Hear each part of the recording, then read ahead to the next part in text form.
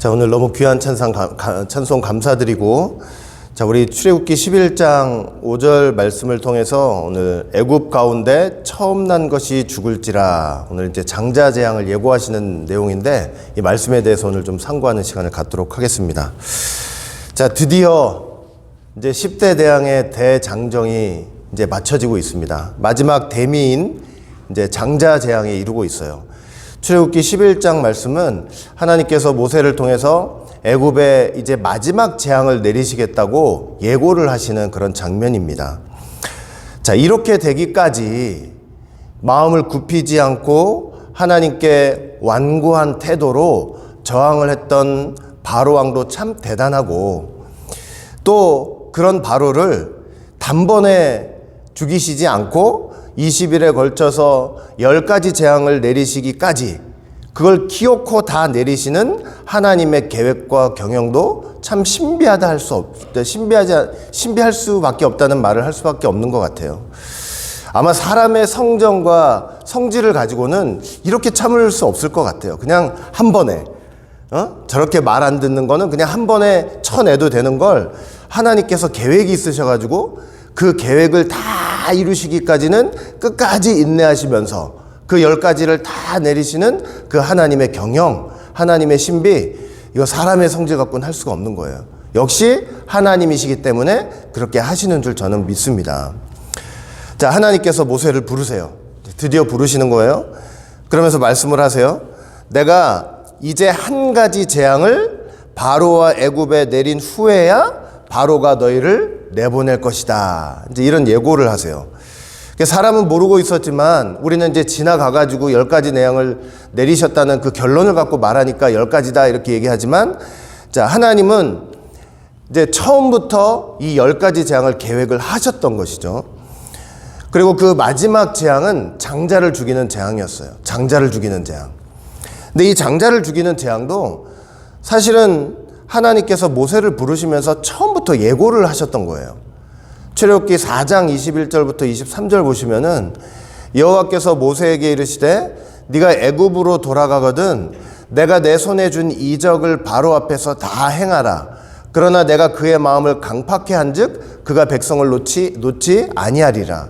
너는 바로에게 이르기를 여호와의 말씀에 이스라엘은 내 아들 내 장자라. 네가 붙잡고 있는 이스라엘은 내 아들이고 내 장자라. 내가 네게 이르기를 내 아들을 놓아서 나를 섬기게 하라 하여도 네가 놓기를 거절하니 내가 네 아들 네 장자를 죽이리라 하셨다 하라 하시니라. 하나님께서 벌써 모세를 부르시는 그 순간부터 장자를 죽일 것을 계획을 하고 계셨잖아요.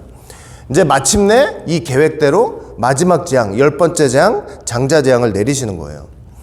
하나님께서는 절대로 충동적으로 일하시는 법이 없어요. 사람은 충동적으로 할 때가 많잖아요. 감정적으로 할 때도 많고 상황에 따라 이리저리 일을 할 때도 많지만 하나님은 절대로 충동적으로 일하시는 분이 아니에요. 하나님은 벌써 창세전에 작정하시고 예정하시고 그 경륜에 따라서 때를 따라서 철저하게 그렇게 일하시는 분이에요. 10가지 재앙 그냥 우연히 내려온 것이 아니고 하나님의 계획 속에서 경영 속에서 그 시간에 때에 맞게 딱딱 내리시는 그런 재앙이었다는 것이죠. 그러니까 애굽에 내릴 10가지 재앙과 이 마지막 재앙은 어떤 철두철미하게 하나님의 그 경륜 속에 있었던 거예요. 애굽의 장자를 쳐야만 바로가 이스라엘 백성들을 내보낼 것을 하나님은 벌써 알고 계셨던 것이죠.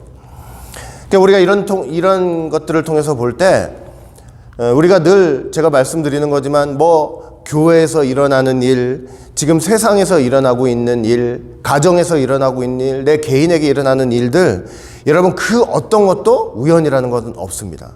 하나도 우연이라는 게 없어요. 하나님의 경륜, 하나님의 계획, 하나님의 경영 속에서 정말 1분 1초의 오차도 없이 그대로 그냥 계획하신 대로 일어나는 거예요. 그러니까 모든 일이 하나님의 경륜 속에서 일어나는 거예요. 그러니까 중요한 것은 뭐냐면 우리가 그 모든 일들이 하나님의 경륜 속에서 계획 속에서 일어난다는 것을 깨달을진데, 그걸 깨닫고 있다면 그런 순간에 우리가 하나님의 지혜를 구하고 의의 길을, 옳은 길을 선택하면서 가야 되는 게 가장 중요한 거예요. 모든 순간에 있어서 하나님의 계획과 경영이 있다고 믿다면 우리가 그 순간에 말씀의 길을 선택해서 가는 게 가장 지혜로운 거예요. 바로처럼 고집을 부리고 스스로를 높이고 완악하게 행동하고 고집 부리고 이렇게 하면은 결국은 멸망의 길로 갈 수밖에 없다는 것입니다. 그리고 무엇보다 사람을 섬기는 자리로 가면 안 되는 거예요. 우리는 그 나라 갈 때까지 하나님만 섬기는 자리, 오직 예수님만 섬기는 자리를 꼭 지키시는 여러분들 모두가 되시기를 바라겠습니다. 하나님이 모세에게 마지막 재앙을 이제 내릴 거다 이렇게 명령을 예고를 하시면서 이제 제일 먼저 모세한테 얘기한 게 있어요. 그게 뭐냐면 각기 이웃들에게 은금 패물을 구하게 하라, 이 명령을 내리셔요. 그 마지막 재앙 내릴 거야. 장자 재앙 내릴 텐데 그러면 바로가 너희를 보낼 거야. 자, 그렇게 말씀을 하시면서 제일 먼저 모세한테 말한 게 뭐냐면 너희들 그냥 나가지 말고 애굽 사람들한테 뭘 구하래요? 은금 패물을 구하래요. 자, 이스라엘 백성들에게 명해가지고 애굽 사람들 찾아가가지고 문 똑똑 두들겨가지고 당신들 은금 패물 내놓으시오, 그렇게 말하라는 거예요. 그러니까 너무나 느닷없는 얘기 같잖아요. 지금 출애굽하는 상황 속에서 이게 무슨 일인가, 이게 무슨 얘기인가. 그러니까 너무나 느닷없는 말씀을 하시는 것 같지만 결코 그렇지가 않죠. 일단 이미 이 말씀은 하나님께서 몇백 년 전에 아브라함을 찾아가셔서 언약을 맺으실 때 이미 말씀하신 내용이에요. 아브라함과 횃불 언약을 맺으실 때가 이 출애굽하기 636년 전이에요. 무려 600년 전이에요. 600년 전인데 그때 하나님께서 아브라함한테 말씀하신 게 있었죠. 그 말씀이 뭐냐면 창세기 15장 14절 보니까 그 섬기는 나라를 내가 징치할지며 애굽을 징치할지며 그 후에 네 자손이 큰 재물을 이끌고 나오리라, 이렇게 말씀을 하시잖아요. 그러니까 이 언약의 말씀대로 지금 하나님께서 모세에게 너희들 출애굽하기 전에 애굽 사람들 집에 찾아가서 은금 패물 내놓으라고 그렇게 말하라고 명령을 하고 계시는 거예요. 자, 이 재물의 성격이 뭐냐? 이 큰 재물의 성격이 뭐냐? 첫째는 뭐냐면 이 재물은 승전국이 취하는 전리품 같은 거예요. 승전국이 취하는 전리품 같은 거. 양국 간에 전쟁을 해요. 이긴 나라가 있어요. 그럼 이긴 나라가 진 나라 가가지고 귀한 물건들 마음대로 취할 수 있잖아요. 전리품처럼 취할 수 있잖아요. 그런 전리품 같은 거예요. 그러니까 이스라엘 백성들이 지금 마치 뭐냐면 전쟁에서 이겨서 전리품을 챙겨 나오듯이 전리품을 챙겨 나오라는 그런 명령을 하고 계시는 거예요. 자, 그런데 가만 생각해 보면은 이 애굽과의 전쟁에서 이스라엘 백성들이 한 일이 뭐예요? 이스라엘 백성들이 애굽 사람들과 이 전쟁에서 이겨서 뭐 어떤 실질적인 전투를 해서 이긴 적이 있어요, 없어요? 애굽 사람들은, 이 이스라엘 백성들은 실질적으로 한 게 없단 말이에요. 언제 이스라엘 백성들이 애굽 사람들을 상대로 이긴 적이 있어요? 사실은 이스라엘 백성들이 승리한 게 아니고 누가 승리하신 거예요? 하나님이 승리하신 거잖아요. 하나님이 10대 재앙을 내리셔가지고 바로 왕을 철저하게 무릎 꿇게 만드신 하나님 자신의 승리잖아요. 근데 놀라운 것은 뭐냐면 하나님께서 승리를 하셨는데 그 승리의 전리품은 누가 취하게 만드셨어요? 당신의 백성들이 취하게 만드신 거예요. 이게 귀하고 감사한 점이에요. 예수님이 이 땅에 오셨잖아요. 오셔가지고 죄에 대해서 승리했어요. 저와 여러분들이 죄와 사단의 미혹에서 승리한 적이 있어요? 솔직히 있어요? 한 번도 없잖아요. 맨날 지잖아요. 맨날 유혹에 넘어가고. 그러니까 예수님이 이 땅에 오셔서 죄에 대해서 승리하셨어요. 십자가를 통해서 승리하셨어요. 그 십자가를 통해서 승리하셨는데 그 승리를 누구에게 그 승리를 주신 거예요? 택한 백성들, 우리 믿는 사람들한테 그 승리를 주신 거예요. 예수님의 승리인데 마치 우리는 아무것도 한 것이 없는데 우리에게 그 승리를 주시면서 우리가 승리한 것처럼 그렇게 우리에게 승리를 전가해 주신 거예요. 예수님이 세상을 이기셨는데 나는 이겨본 적이 없는데 예수님이 이기셨는데 그 세상을 이기신 그 십자가의 승리를 우리에게 전가를 해주시는 그런 놀라운 사랑과 은혜 속에서 우리가 살아가는 거예요. 그러니까 하나님은요, 절대 우리를 향해서 패배자라고 하지 않으세요. 그래서 우리가 세상에서 살면서 많이 실패하고 넘어질 때도 있지만 그런 우리를 보면서 하나님은 너희들 실패자야. 절대 그러지 않으세요. 왜냐하면 예수님 안에서 그 승리하신 승리를 우리의 승리라고 여겨주시기 때문이에요. 이게 얼마나 귀해요. 아무것도 한 것도 없는데 우리 보러 승리자래요. 너희 보러 승리의 전리품을 가지래요. 예수님이 십자가에서 승리하셔가지고 우리한테 주신 승리의 전리품이 뭔지 아세요, 여러분들? 예? 애굽 사람들한테 임금패물 구하라 해서 다 가져가라고 했듯이 예수님이 십자가에서 승리했는데 우리한테 승리의 전리품을 주셨어요. 그게 뭐예요? 돈이에요? 재산이에요? 재물이에요? 성령이에요, 성령이에요. 성령님을 우리한테 승리의 전리품으로 주신 거예요. 성령님, 하나님의 영이 없으면 우리는 하나님의 아들들이 아니에요. 하나님의 영, 성령을 주셔가지고 그 성령 안에서 예수님을 믿게 하시고 그 예수님의 말씀을 깨닫게 하시고 그 말씀 안에서 하나님의 말씀 앞에 순종할 마음도 주시고 의지도 주시고 어려운 순간에 힘든 순간에 말씀도 생각나게 하시고 그 말씀 안에서 이기게 하시고 그 말씀대로 행하게 하시고 세상에서 이것보다 더 큰 승리의 전리품이 없는 거예요. 예? 갈라디아서 5장 22절 23절 보시면 성령의 9가지가 열매가 있잖아요.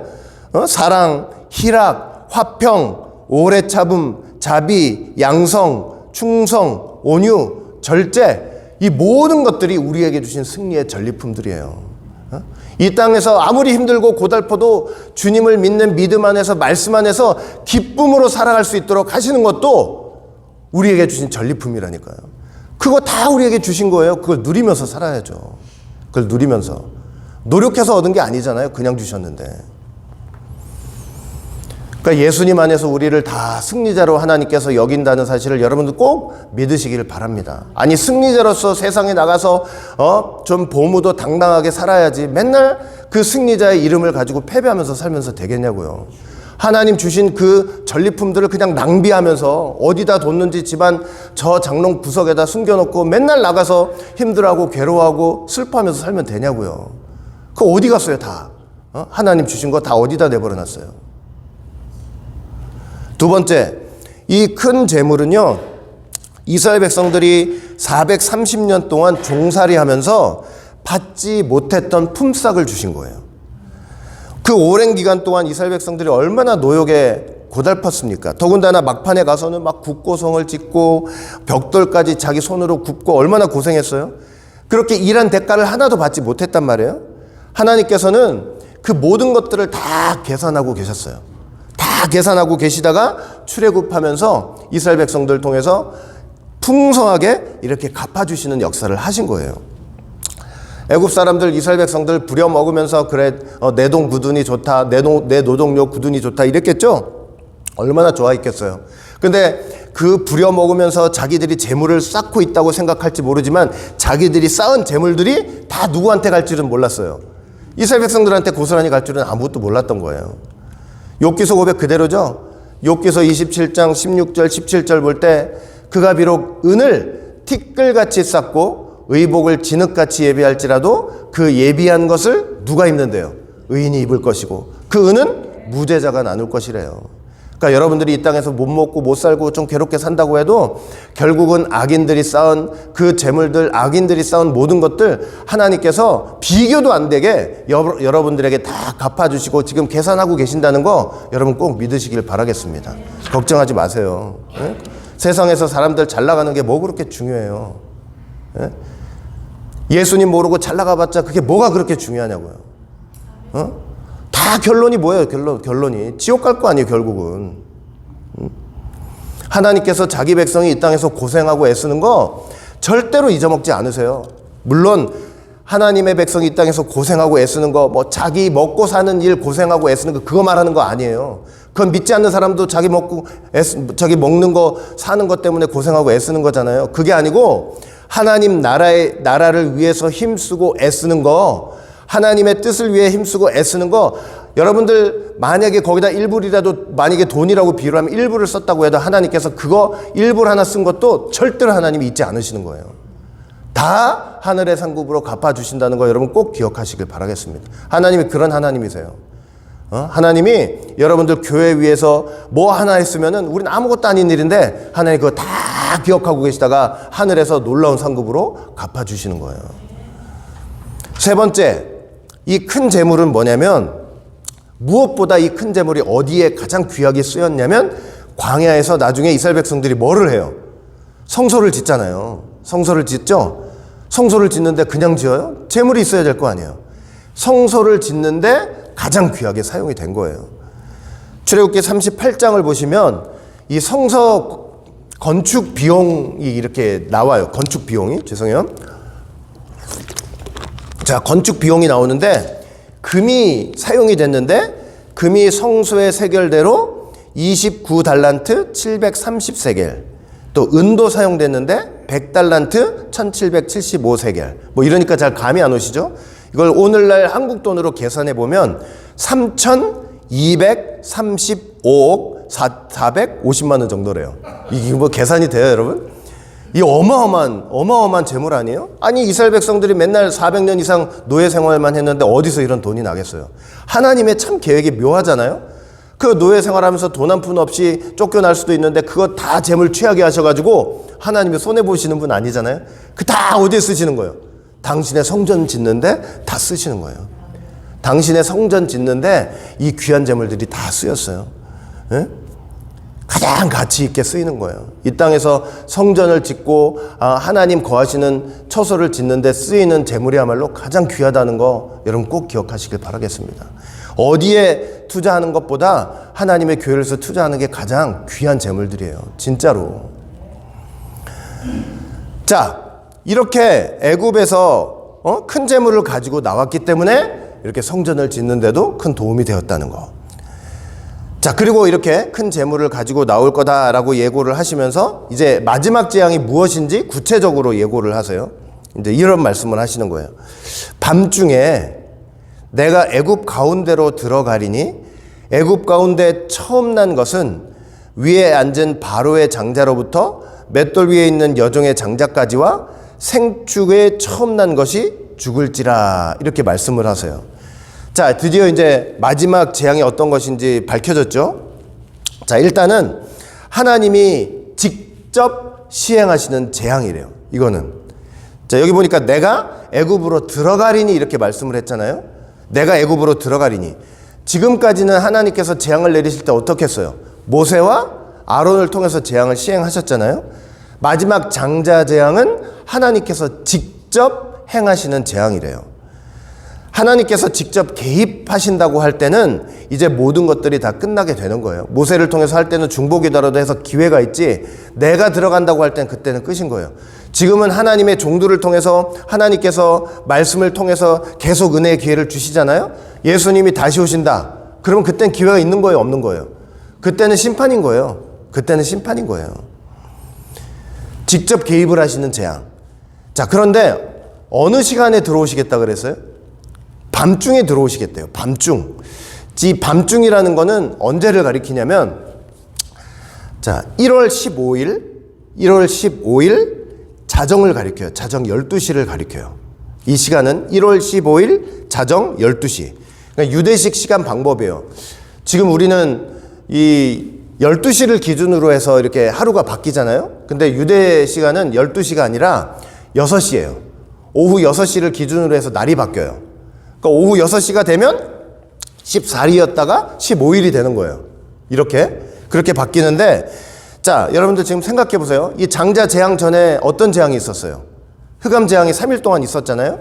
12일, 13일, 14일 내내 깜깜했어요. 내내 깜깜하다가 14일 저녁 6시부터는 며칠이 돼요? 15일이 되죠? 그 15일 자정 12시가 되는 그 시간에 하나님께서 애굽으로 들어오겠다고 지금 말씀을 하시는 거예요. 자, 참 놀랍잖아요. 왜냐면 밤인데, 흑암 재앙이 연신 일어나고 있는 그 밤인데 그 밤 중에서도 가장 한가운데 밤이에요. 자정이니까 한가운데 밤이죠. 가장 악이 깊은 시간을 가리켜요. 밤중이라는 것은 가장 악이 깊은 시간이에요. 지금 애굽 상황으로 딱 비유를 해보면 이거예요. 이 바로 왕의 고집과 완악함이 최고조로 이루어졌을 때 시간이에요. 최고조로 이르렀을 때 시간. 그 고집스러움 있잖아요. 그 고집스러움, 그 마음의 완악함, 그 강팍함, 더불어서 하나님에 대한 원망, 하나님에 대한 분노, 불평, 이게 지금 최고 극에 달했을 때예요. 극에 달했을 때. 극에 달했을 때, 즉 계시록 18장 보시면은 죄가, 악이 하늘에 닿았을 때 시간이에요. 그게 밤중이라는 의미예요. 밤중이라는 의미. 여러분, 우리가 다른 건 몰라도 이 밤중 시간을 만나면 안 돼요.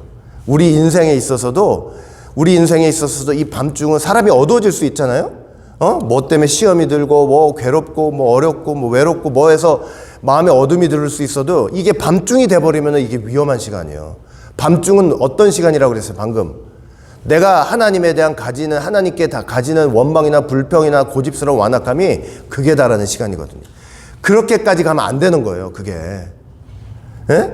그런데 그 시간에 하나님께서 애굽 땅에 들어오시겠다는 거예요. 그렇죠? 하나님은 언제 악을 심판하시냐면, 제가 늘 말씀드리지만 악이 극에 달했을 때 심판하시는 거예요. 그건 심판의 때예요, 그거는. 여러분, 마태복음 25장 열처녀 비유도 있잖아요. 5처녀는 슬기로워가지고 등만 있는 게 아니고 여분의 기름을 준비해요. 그다음에 미련한 처녀는 등은 갖고 있어요. 근데 여분의 기름은 없어요. 근데 신랑이 언제 왔어요? 밤중이에요, 밤중에. 그것도 원어를 보면 자정이에요, 자정. 악이 가장 극한 시대고, 믿는 자마저도 뭐냐면 등불은 갖고 있죠? 믿는 자마도 이 여분의 기름이 없으면 등불이 꺼져가는 시간이에요. 그러니까 참 하나님 참 묘하시죠. 뭐냐면 이 의도가 뭐겠어요? 이 밤중에 오신다는 의도가 뭐겠어요? 그게 뭐냐면 하나님께서는 어떤 사람들을 구원하시냐면 결국은 끝까지 있잖아요. 끝까지 믿음을 지키는 놈만 구원하겠다 이거예요. 다른 게 없어요. 아무리 뭐 우리가 좋게 뭘 설명을 하려고 해도 결국 내가 밤중에 갈 거야. 악이 극한 시대에 올 거야. 나에 대한 원망과 불평이 최고조에 이르는 그때 내가 갈 거야. 이건 뭐냐면 그런 시대가 되기까지도 믿음을 끝까지 지키는 놈만 내가 구원할 거야. 이거예요. 다른 게 없어요. 다른 게. 그게 밤중에 오시겠다. 그래가지고 오셔서 애굽의 장자를 치시겠다는 거예요. 근데 애굽의 장자를 치시는데 어떤 장자들, 그러니까 애굽의 장자를 치신다고 할 때요, 바로 왕의 장자만 치시는 게 아니에요. 바로 왕의 장자도 치시지만 맷돌 위에 있는 여종의 장자도 치시겠대요. 가장 미천한 자의 장자도 치시겠대요. 출애굽기 12장을 보시면은 애굽 감옥에 갇혀 있는 범죄자의 장자도 치시겠대요. 그 다음에 생축의 장자도 치시겠대요. 그러니까 여러분, 애굽의 장자를 치신다고 할 때는 바로 왕의 장자만 치시는 게 아니고 애굽의 모든 것에 장자를 치시겠다는 거예요. 네? 제가 왜 장자를 그렇게 하나님께서 치시겠다고 하는 게 뭔지 제가 설명을 드릴게요. 사단이 일할 터전을 아예 없애버리시겠다는 거예요. 네? 여러분, 장자라고 하는 것은 고대사에서 보면 가족과 나라의 유업을 이어가는 힘과 권능이에요. 권능. 네? 사람이 막 권력 있고 명예가 있다 보면 돈만 많아서 되는 게 아니고, 우리나라 조선시대의 왕들도 왕이 되면 뭐예요? 자기가 왕이 되면 뭐예요? 그 왕권이 굳건해지려면 항상 뭐가 같이 있어야 돼요? 세자가 있어야 되거든요. 이 왕위를 이을 세자가 있어야 나라가 굳건하다고 생각하거든요. 그러니까 장자가 그런 거예요. 가정과 나라의 권위와 영광을 대표하는 거죠. 장자가 멸망한다는 것은 뭐냐면 그 가정과 나라가 하루아침에 멸망한다는 소리예요. 애굽의 권위의 영광이 다 사라지고 그 백성은 철저히 멸망한다는 뜻이죠. 자, 성경을 보시면은 장자는 뭐냐면 기력의 시작이라고 말씀을 하고 있어요. 기력의 시작. 장자 재앙이란 건 뭐냐면 그 기력의 시작을 치시는 거예요. 시편 105편 36절 볼 때 여호와께서 또 저희 땅의 모든 장자를 치시니 저희 모든 기력의 시작이라 그래요. 기력의 시작. 저 기력의 시작이라는 게 원어를 통해서 보니까 이거예요. 힘의 근원, 힘의 으뜸, 힘의 첫 열매라는 뜻이에요. 자, 여러분 이거예요. 지금 자, 애굽의 장자를 치시겠다는 게 뭐냐? 이렇게 잘 들으세요. 사단이 보세요. 사단도 일할 때 어떻게 일하냐면 장자를 통해서 일해요. 다시, 사단이 일할 때 어떻게 일한다고요? 장자를 통해서 일해요. 사단이 바로 왕을 자기 힘의 근원으로, 힘의 으뜸으로, 힘의 첫 열매로, 기력의 시작으로 삼은 거예요. 누가요? 사단이. 사단이 바로를 자기의 장자로 삼아가지고 힘의 근원. 그리고 또 바로는 뭐겠어요? 또 자기의 장자를 역시 자기 힘의 근원으로, 기력의 시작으로 삼아가지고, 이게 뭐냐면 사단이 그런 바로 같은 인간들을 자기 기력의 시작 장자로 삼아가지고 계속 일할 수 있는 터를 만들어 나가는 거예요. 여러분, 하나님의 구속사 속에서도 장자가 중요하죠. 하나님의 구속사 속에서도 장자가 중요해요. 왜냐면 하나님의 구속사 속에서도 장자는 뭐냐면 언약 전수를 하는 도구잖아요. 하나님이 장자를 통해서 일하시잖아요. 철저히 하나님의 언약이 장자들을 통해서 전수가 된 거예요. 영적인 장자들. 그와 같이 사단도 뭐냐? 이런 장자들 딱 택해가지고 그 장자들, 바로왕 같은 것들 있잖아요. 그거 택해가지고 그 바로왕을 통해서 이 땅에 사단이 역사를 하는 거예요. 여러분, 바로의 신하들은 때때로 이렇게 했어요. 바로왕한테 나라가 망하신 줄 모르겠냐고, 좀 제발 이스라엘 백성들도 좀 내보내라고 막 이랬잖아요. 이럴 때가 있었잖아요. 근데 이 사단의 장자된 이 바로왕은 어땠어요? 이 바로왕은 역시 사단의 장자답게 어때요? 하나님 말씀 앞에 끝까지 완고하고 고집을 부리는 거예요. 그게 사단의 장자로 쓰이는 거예요. 그러니까 하나님 말씀 앞에 끝까지 고집 부리고 회개하지 않고 끝까지 완고함을 보이면 하나님이 저거 내 장자다고 딱 장자로 삼아가지고 어떻게 하는 거냐면 그 장자를 통해서 일을 하는 거예요. 하나님의 뜻을 방해하는 일을 하는 거예요. 아시겠죠? 사단도 바로왕 같은 장자를 통해서 일한다. 하나님이 장자를 통해서 언약 전수를 하고 일을 하듯이 사단도 똑같은 거예요. 똑같아요. 그러니까 우리가 정말 너무 하나님 앞에 완고하고 고집 부리면요, 사단이 옆에서 보고 있다가 박수 치면서 좋아요. 저거 내 장자 삼으면 되겠다. 끝까지 하나님 앞에 계기는 저 장자 삼아가지고 하나님의 뜻을 방해하고 하나님 백성들을 핍박하는 도구로 삼으면 되겠다. 이러면서 사단이 자기 장자로 삼아서 일을 한다니까요. 그러니까 우리가 잘 생각해야 돼요. 신앙생활 하면서 정말 하나님 앞에 완고한 게 얼마나 무서운 죄인지를 잘 생각해야 돼요. 사단이 틈타서 사단이 장자 삼아버려요. 그리고 장자를 치신다고 하는 거 있잖아요. 장자를 치신다고 하는 것은 뭐냐면 하나님의 복수이기도 해요. 하나님의 복수. 여러분, 하나님께서 온 우주 만물 창조하시고 나서 맨 마지막에 아담을 세우셨잖아요.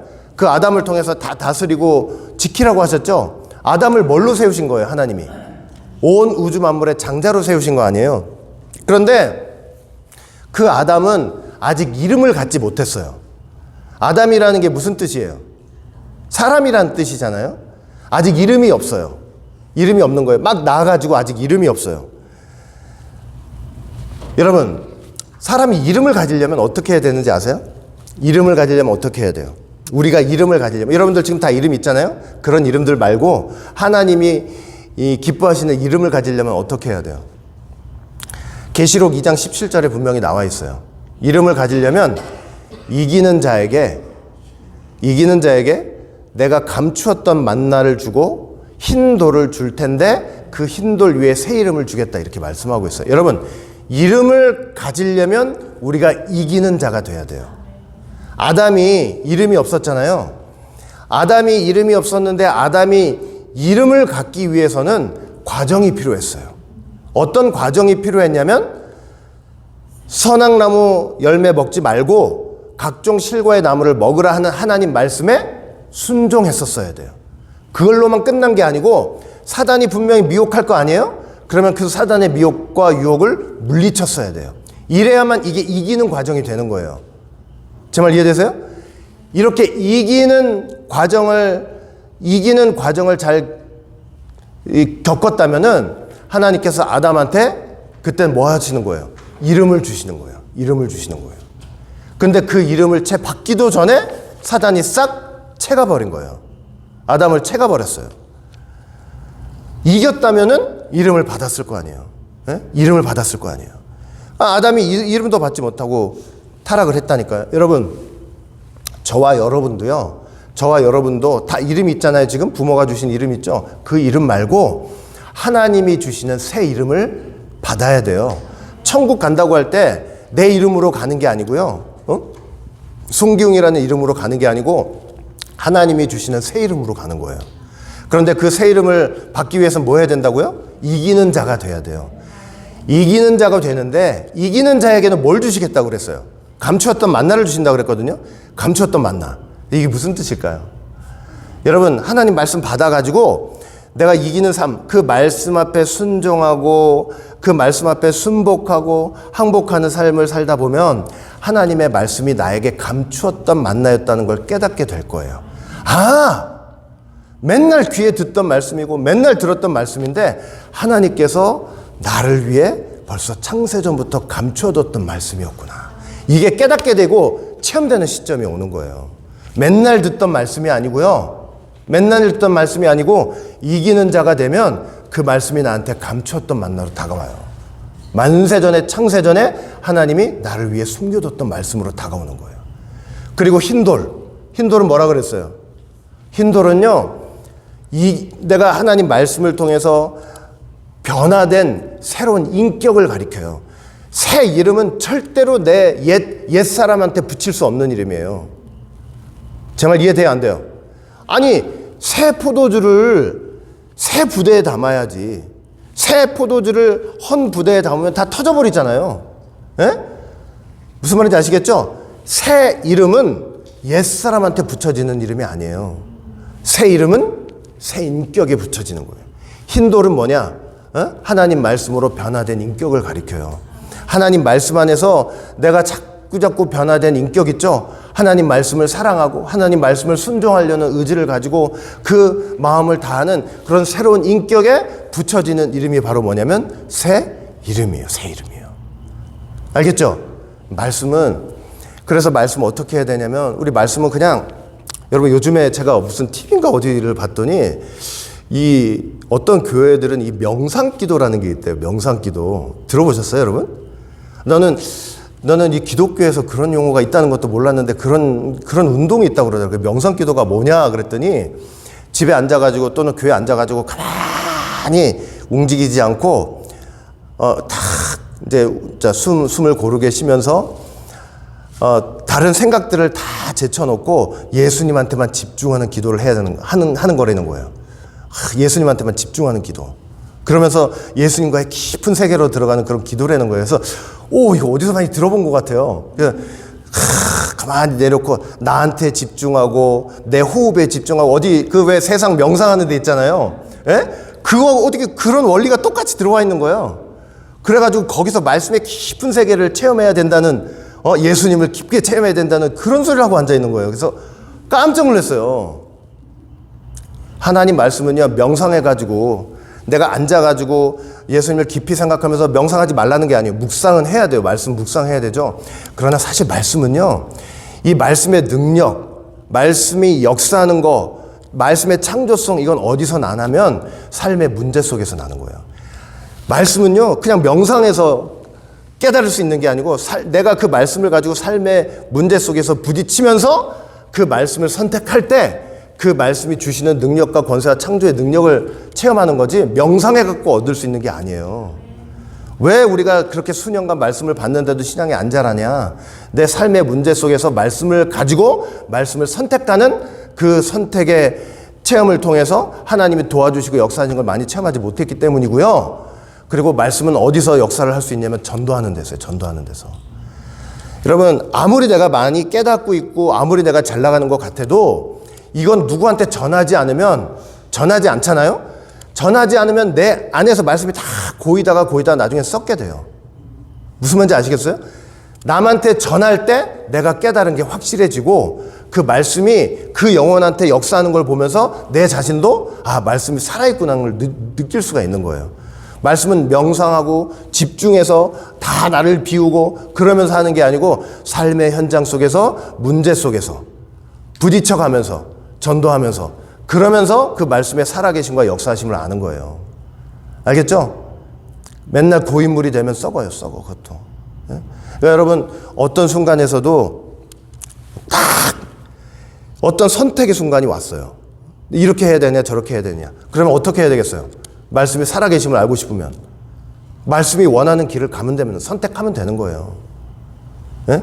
그렇게 해야만 말씀의 살아계심을 아는 거예요. 살아계심을. 예? 아시겠죠? 그렇게 하면서 우리도 뭐 해야 되냐면 그 새로운 인격 속에서 새 이름을 받는 그런 역사가 있어야만 어떻게 되느냐. 우리가 진짜 천국 가는 이름으로 갈 수 있는 거예요. 이해되세요? 하나님이 이렇게 아담 이름 주려고 했는데, 그 잘 이겨가지고 이름 줬어 봐요. 얼마나, 아담이 대단한 존재로 섰겠냐고요. 근데 빼앗겼어요. 하나님이 얼마나 분했어요. 분해니까 이름도 주지 못한 상태에서 장자를 빼앗겼으니까. 그러니까 하나님께서, 이 애굽도 봐요. 이게 역사 속에서 봐도 애굽은 사단을 상징하잖아요. 근데 이스라엘은 하나님의 아들이고 하나님의 장자예요. 얼마나 이스라엘 백성들 핍박하고 괴롭히고 산해하기, 그 애기 낳기만 하면 집어 던지는 거 보세요. 그 하수에다가. 아담 뺏겼던 거랑 똑같잖아요. 그러니까 하나님께서 장자에 대한 한이 있어서 그 복수하고 계시는 거예요. 장자 재앙이라는 거는. 자, 그리고 또 하나 여러분 아실 게 있어요. 시편 78편 51절 보시면 애굽에서 모든 장자 곧 함의 장막에 있는 그 기력의 시작을 치셨다 그랬어요. 이거 되게 좀 희한한 표현이 나오죠. 뭐라고 돼 있어요? 여기 지금 보니까 애굽의 장자인데 함의 장막에 있는 그 기력의 시작을 치셨대요. 여러분, 함이 누구예요? 함하고 애굽하고 무슨 관계가 있을까? 함이 누구예요? 함. 노아의 세 아들 중에 하나잖아요. 노아의 아들인데 세 아들 중에 하나인데 함 때문에 노아 가정에 죄가 들어왔어요. 함 때문에 노아 가정에 죄가 들어왔잖아요. 자, 어떻게 죄가 들어왔어요? 아버지 노아가 벌거벗은 것을 갖다가 나가서 두 형제들에게 고했다 그랬잖아요. 이게 뭐가 큰 죄야. 근데 영적으로 이게 이게 얼마나 큰 죄냐면, 영적으로 이게 어떤 죄랑 똑같냐면은, 무슨 죄냐면 예수님을 완전히 벌거벗겨 놓고 십자가에 높이 달아놓은 죄하고 똑같은 거예요. 그 벌거벗은 것을, 아버지가 노아가 벌거벗은 것을 나가서 고했다 할 때 나가드거든요. 그러니까 모든 사람들이 볼 수 있게 설명했다는 뜻이에요. 알 수 있게. 근데 예수님도 사람이 죽으면 다 어떻게 죽는다 그랬어요? 다 누워서 죽는다 그랬잖아요. 근데 예수님이 십자가에 높이 달게 해서 온 천하 만민들한테 그 벌거벗은 것을 다 보이게 만들었잖아요. 그 죄인 거예요. 함의 죄가. 하나님을 모욕하고 하나님에게 수치를 주고 하나님을 비방한 죄가 되는 거예요. 그게 함의 죄예요. 함의 죄. 근데 그 함 장막이라고 할 때 이건 결국 사단의 장막 아니에요? 근데 그 함의 장막, 사단의 장막에 있는 기력의 시작을 쳤대요. 그 기력의 시작이 바로 누구냐면 애굽이라는 거예요. 애굽. 실제로 함이 난 4명의 아들 중에 미스라임이 애굽의 조상이에요. 애굽의 조상. 그게 무슨 말이냐면 이 함 같은 이 사단 있잖아요. 이 사단이 그 후손들 가운데 이 애굽 바로왕을 비롯한 이 애굽을 뭘로 삼은 거예요? 장자 삼은 거예요. 장자. 바로왕을 가만 보니까 어때요? 예를 들어 가만 보니까 하나님 앞에 끝까지 개기고 있거든. 완고하고 고집부리고 얼마나 강팍하게 굴었어요. 그러니까 그 함의 그 사단의 장막에서 사단이 그 후손들 가운데 애굽 그 바로왕과 그 후손들을 어떻게 삼은 거예요? 기력의 시작으로 삼아서 하나님을 방해하고 하나님 백성들을 핍박하는 사단의 장자로 삼은 거예요. 그래서 그 기력을 어떻게 하셨다고 그런 거예요? 치셨다고 얘기하는 거예요. 그 기력을 치셨다는 거. 함 장막의 기력의 시작을 치신 것이 바로 장자재앙이에요. 사단이 일할 수 있는 터전을 치시는 거. 여러분, 하나님 앞에 아무튼 끝까지 완고하고 고집부리면 사단의 장자 노릇 하게 돼 있습니다. 그 사단의 기력이 시작되는 거예요. 하나님께서 반드시 마지막 때 심판하신다는 거 여러분 꼭 기억하시길 바라겠습니다. 그것도 가장 잘 나갈 때, 악이 극에 달할 때, 최고조에 달할 때, 그럴 때 하나님께서 가서 치시는 거예요. 자, 그런데 이렇게 애굽에 들어가서 그 장자들을 치신다고 할 때 반면에 이스라엘 사람들에게 대해서는 어떻게 하신다고 말씀을 하셨냐면은 이렇게 말씀을 하셔요. 이스라엘 자손에게는 사람에게나 짐승에게나 개도 그 혀를 움직이지 아니하리니 여호와가 애굽 사람과 이스라엘 사람 사이에는 구별하는 줄을 너희가 알리라. 이렇게 말씀하고 있어요. 자, 애굽은 밤보다도 더 어두운 흑암의 재앙을 당하다가 그것도 모자라 흑암의 가장 정점이 있는 시간에 장자를 다 잃게 돼가지고 온 나라가 난리법석이 났어요. 통곡이 나고. 그런데 이스라엘이 거하는 고센 땅에는 지금 어때요? 고센 땅은 사람뿐만 아니라 개도 그 혀를 움직이지 않는데요. 조용하고 평안하다는 거예요. 옆 동네는 지금 어두컴컴한 데다가 난리가 났어요. 곡성이 막 터지고 난리가 났는데 고센은 평안해요. 아, 이거 너무 엄청난 대비 아니에요? 이스라엘은 뭐 하고 있어요? 그 시간에 뭐 하고 있었을까요? 뭐 하고 있어요? 1월 10일부터 벌써 어린 양 준비하고 있는 거예요. 어린 양 준비해가지고 14일까지 지금 흑암 재앙에 장자 치는 재앙 하는 동안에 그래서 난리 법석 뻑뻑이가 나고 있는데 이 사람들은 벌써 어린 양 준비해가지고 6월절 애굽을 탈출할 준비를 조용하게 고요하게 하고 있는 거예요. 14일 오후 3시부터 6시까지 그 사이에 양을 잡아요. 그래서 그날 저녁부터 이제 그 양을 먹고 그 준비를 하고 있는 거예요. 하나님 지시한 대로 6월절 준비를 하고 있는 거예요. 제가 이걸 보면서 너무 기가 막힌 거예요. 애굽은 그 큰 고통을 당하고 있는 동안 난리가 난 동안에 한편으로 하나님의 백성은 어떠고 있어요? 조용히 있잖아요. 조용히 출애굽 준비를 하고 있어요. 조용히 출애굽 준비를 하고 있어요. 예? 여러분 지금도 마찬가지예요. 지금도 똑같아요. 지금도 똑같아요. 지금도 하나님의 택한 자기 백성들은 뭐 하고 있는지 아세요? 지금도 하나님의 택한 백성들은 하나님께서 주시는 평강 속에서 조용히 이 바벨론과 같은 세상을 탈출할 믿음의 준비를 하고 있는 거예요. 세상은 뭐 하고 있어요? 난리가 났어요. 세상은 난리예요. 네? 세상은 난리예요, 난리. 그냥 세상에서는요, 나중에도 말씀드리겠지만은 그 세상이 주는 그 번잡함 있잖아요. 번잡함. 그냥 막 이 말 저 말들. 세상이 주는 번잡함. 세상이 주는 공허함. 세상이 우리한테 주는 게 뭔지 아세요? 공허함이에요. 창세기 1장 2절 보세요. 혼돈과 공허와 흑암 아니에요. 그게 세상이 주는 게 그 사단 마귀가 주는 거예요. 그 공허함 속에서 마음이 이리저리 막 흔들려서 갈피를 못 잡고 다니고 있는데 하나님의 백성들은 뭐 하고 있어요? 조용히 하나님이 주시는 평강 속에서 뭐 하고 있어요? 예? 조용히 이 바벨론과 같은 세상을 탈출할 믿음의 준비, 출애굽 준비를 하고 있는 거예요.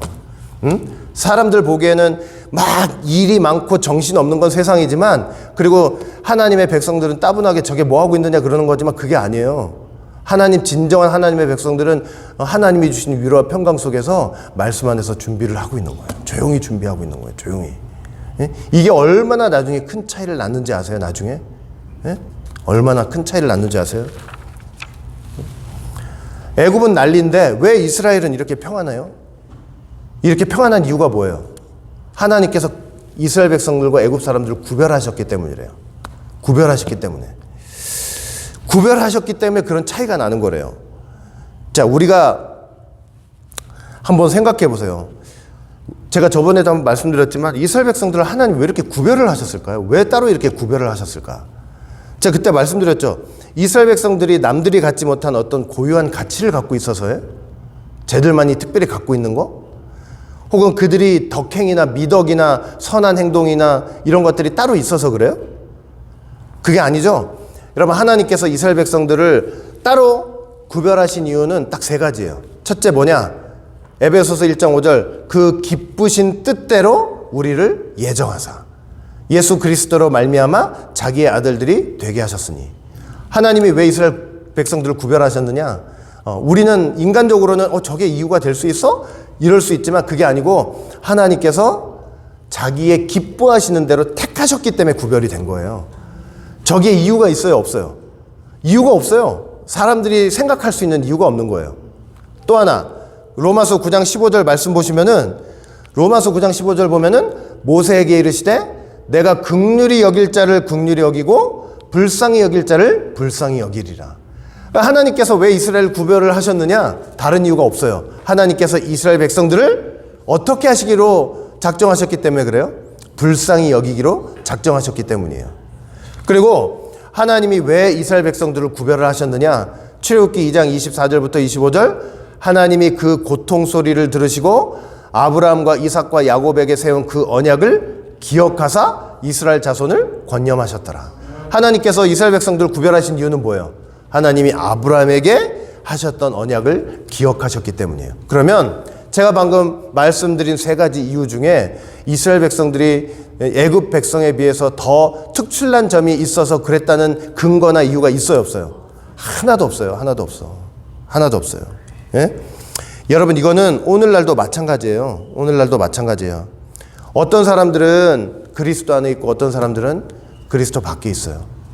어떤 사람들은 말씀 안에서 차분히 준비하는 사람들이 있는가 하면 어떤 사람들은 세상에서 그 번잡한 세상에서 세상이 주는 번잡함과 공허함과 그 고통 속에서 마음이 이리저리 흔들리는 사람들이 있어요.